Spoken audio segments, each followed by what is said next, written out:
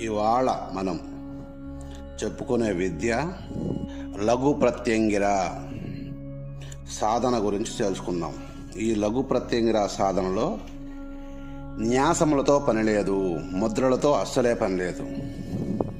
ఇక్కడ మేము చెప్పినది ఉత్సాహవంతులైన సాధకులు చేయవచ్చు.